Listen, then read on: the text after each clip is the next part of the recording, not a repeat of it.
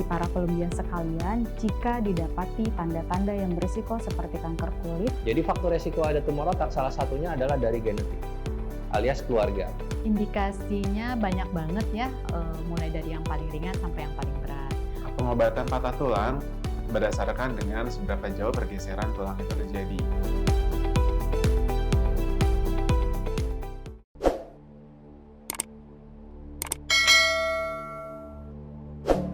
Halo Columbians, perkenalkan saya Dr. Ignatius Faisal Yuwono yang merupakan dokter spesialis jantung dan pembuluh darah di Rumah Sakit Khusus Bedah Columbia Asia Semarang. Pada video bersama dokter kali ini, saya akan share kepada kalian mengenai penyakit jantung yang sering disebut silent killer yang mematikan.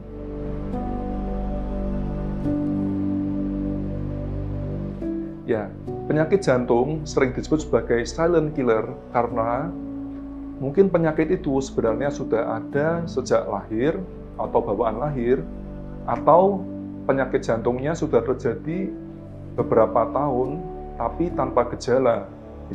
Misalnya penyakit jantung koroner. Jadi pasien-pasien dengan faktor risiko penyakit jantung koroner seperti misalnya hipertensi, kemudian kencing manis, kolesterol, merokok, obesitas, itu proses penyakit jantung koronernya sudah terjadi bertahun-tahun, tapi kebetulan belum bergejala. Dan tiba-tiba ketika sudah menjadi lebih berat, akan bermanifestasi mendadak sebagai serangan jantung atau bahkan henti jantung mendadak. Oleh karena itu disebut sebagai silent killer.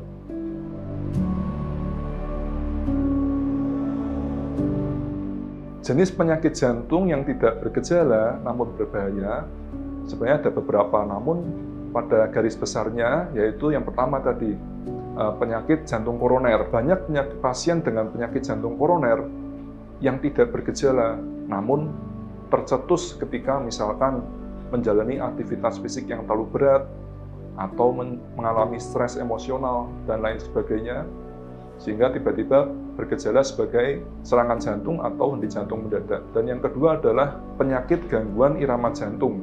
Itu juga dapat tidak bergejala, namun dapat bermanifestasi sebagai serangan jantung atau henti jantung mendadak ketika adanya faktor mencetus seperti misalkan aktivitas fisik yang terlalu berat atau stres emosional.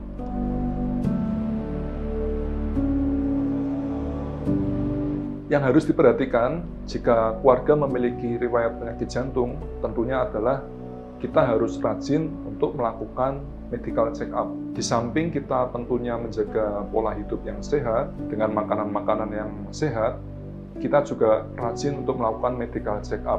Tentunya medical check-up yang terarah pada diagnosis penyakit jantung, gitu. Seperti misalkan cek profil lipidnya, kolesterolnya, kemudian ada atau tidak kencing manis, dan lain sebagainya. Dan juga kita juga bisa melakukan medical check-up jantung seperti misalkan dengan pemeriksaan treadmill, rekam jantung, ekokardiografi, seperti itu.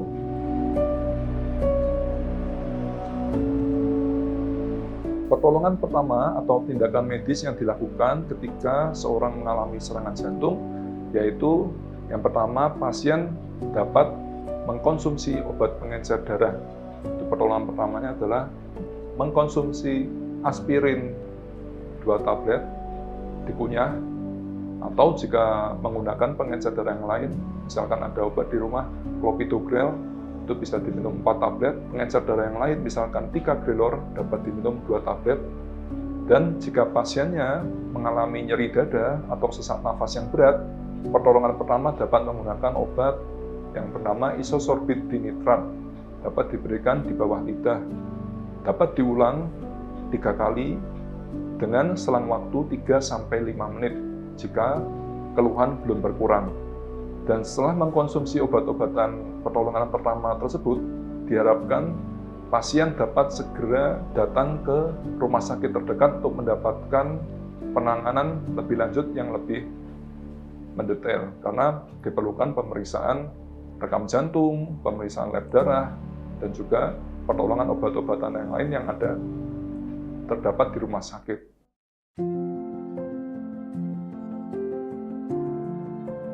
menjaga supaya kita terhindar dari serangan jantung tentunya dengan menghindari faktor risiko terjadinya penyakit jantung koroner. Yang pertama, kita harus menghindari terjadinya hipertensi dengan cara mengkonsumsi makanan rendah garam.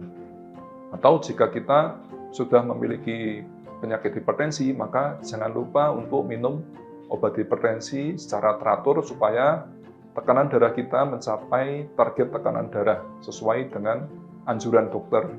Yang kedua, kita harus mencegah terjadinya diabetes mellitus atau kencing manis dengan cara mengkonsumsi makanan rendah karbohidrat atau kurangi makan manis-manis. Kemudian yang ketiga, kita juga mencegah terjadinya hiperkolesterolemia atau kolesterol tinggi dengan cara mengurangi makanan rendah lemak. Jadi kurangi makanan berminyak, goreng-gorengan, kemudian kurangi tepung-tepungan. Kalau sudah ada kolesterol, ya otomatis jangan lupa minum obat kolesterol teratur sesuai dengan anjuran dokter. Kemudian yang keempat adalah berhenti merokok. Kalau misalkan merokok, lebih baik berhenti. Atau juga sekarang ini juga berhenti vape. Nah, itu juga karena itu juga merupakan salah satu faktor risiko dari penyakit jantung koroner, sehingga kita harus berhenti merokok atau berhenti nge-vape untuk mencegah terjadinya serangan jantung. Kemudian yang kelima, menjaga berat badan supaya kita memiliki berat badan yang ideal. Karena obesitas juga merupakan salah satu faktor risiko penyakit jantung koroner. Dengan demikian juga dapat menyebabkan terjadinya serangan jantung. Yang kemudian juga kita harus memiliki pola hidup yang baik. Jadi termasuk pola makan, kita tadi sudah saya sebutkan, kurangi makan manis, kurangi makan asin, kurangi makanan berlemak, kurangi goreng-gorengan, perbanyak sayur, perbanyak buah, dan juga cukup istirahat. Satu hari 7-8 jam di malam hari, kemudian olahraga teratur. Jadi olahraga teratur 3-5 kali per minggu dengan setiap sesi setengah jam sampai 1 jam, dan yang direkomendasikan adalah olahraga aerobik dengan intensitas moderate. Sekian informasi seputar penyakit jantung ya Colombians. Tetap update informasi terkini bersama dokter. Semoga bermanfaat dan salam sehat.